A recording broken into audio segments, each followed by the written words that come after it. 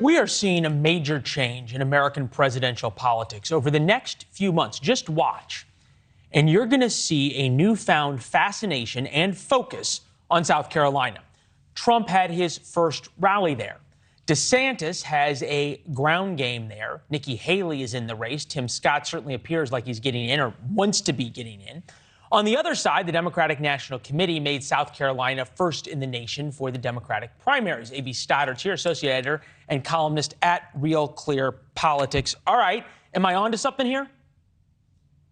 Oh, yes, definitely. I think for the Democrats, this feels like a new beginning that's going to help them connect with part of a very important part of their coalition. South Carolina is where Joe Biden prevailed and was able to fend off Bernie Sanders and cement his nomination. They believe that getting away from an all-white state like Iowa and starting the campaign there, the primary there, where they're speaking to a large percentage of Black Democrats, is important for their party. On the Republican side, it's fascinating. This kind of happened by accident. I do think that former Vice President Mike Pence, Leland, felt a tremendous opportunity in South Carolina to try to go there early and set up some kind of operation where he could consolidate evangelical voters. I don't think that's going very well. Donald Trump felt some pressure to shore up some support there, and he has good support. He has the governor and the senior senator and other officials. But then there is this group obviously split by their fondness for their former governor, Nikki Haley, and for their junior senator, Tim Scott. Those tend to be the same kind of voters, and they feel a little conflicted about who they'll be supporting. But there's so much going on that's behind the scenes, and we'll be seeing in the months to come just where Ron DeSantis actually ends up fitting in.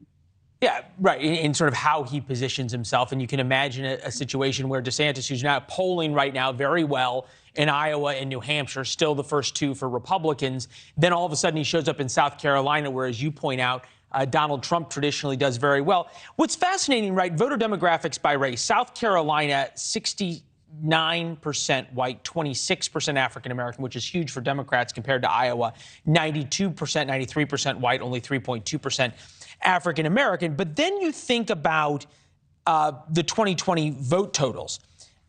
South Carolina isn't a swing state. It's oddly important in both presidential primaries and completely unimportant in the general election. The question is this: how does that change, especially for Republicans, how they have to message in South Carolina?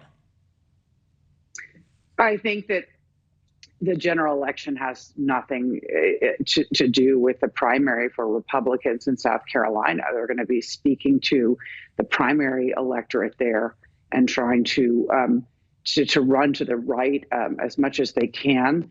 And then they're going to be looking at different states to try to win over. We know, Leland, the battlegrounds now are, it used to be 10 of them. Now there's maybe 6 that really only matter for the general election. So it is a completely different campaign, particularly on the Republican side. So I think the fight now is how to position yourself before the debates in South Carolina.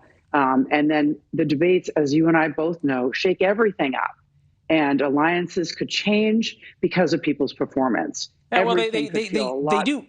The debates shake everything up unless it's like 2016, where Donald Trump won from, led pillar to post, and then doesn't shake a thing. But here we go.